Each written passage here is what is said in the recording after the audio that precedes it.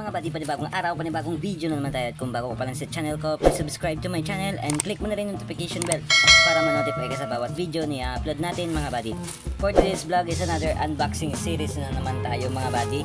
So ito ilalagay natin sa ating binubuong RXT135 na Project Bonjing. So malayo-layo pa tayo at malapit na rin natin mabuo, pero malayo pa tayo mga buddy.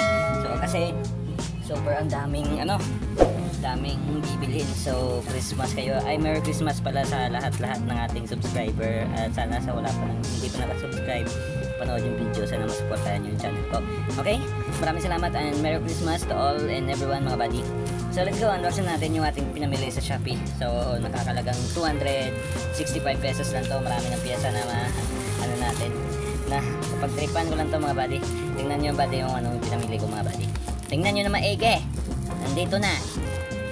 So, gamit na lang tayo ng gunting para mabilis. Maraming salamat seller kasi binalot mo nang maayos yung ating parcel. Balot na balot yung parcel natin mga buddy. Ayan. So, nandito yung sa tires. Ayan. Toyo. Oh, Boss Toyo, baka naman. Toyo brand.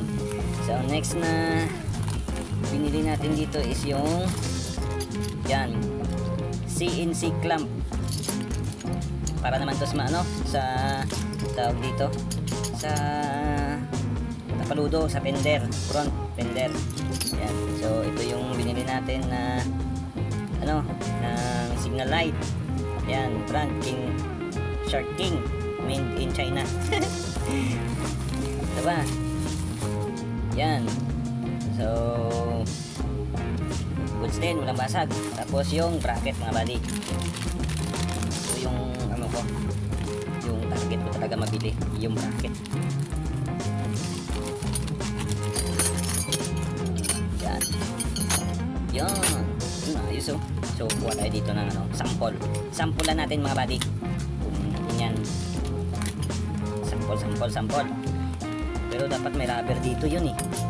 Hindi lang basta lagay. May rubber yan. Tama ba?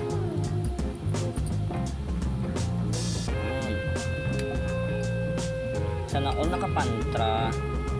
Yan. Ang problema dito mga buddy is wala siya talagang